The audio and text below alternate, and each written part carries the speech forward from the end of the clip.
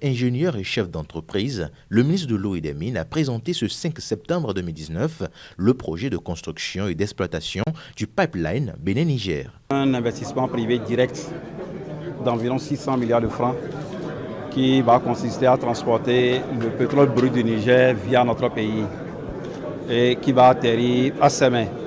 Et à partir de Sémé, ce pétrole brut va être exporté pour le marché international.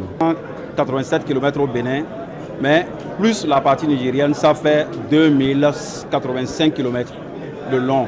C'est le pipe le plus long en Afrique. Depuis Agadem au Niger, ce pipeline d'une longueur terrestre de 672 km et maritime de 15 km traversera 16 villes béninoises, 5 départements avec 2 stations de pompage, l'une à Gogounou et l'autre à Tchatchou, afin de fluidifier et de pressuriser le pétrole brut transporté.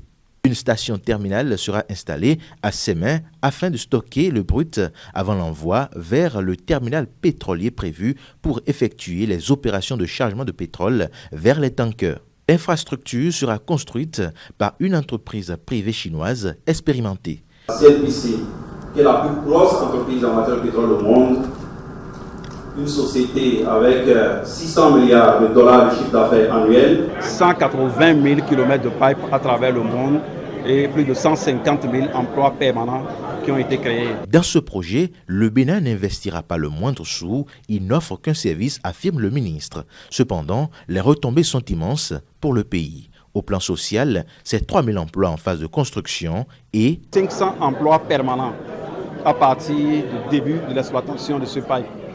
Au plan financier, c'est plus de 300 milliards de francs CFA de droits de transit et de recettes fiscales collectées au cours des 20 premières années d'exploitation sur 40 prévues initialement. Les travaux qui devraient démarrer dans les prochains mois dureront 2 ans.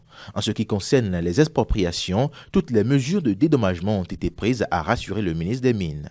Quant à l'impact environnemental du projet, une étude concluante et rassurante a été réalisée et se trouve actuellement sur la table de l'Agence béninoise pour l'environnement.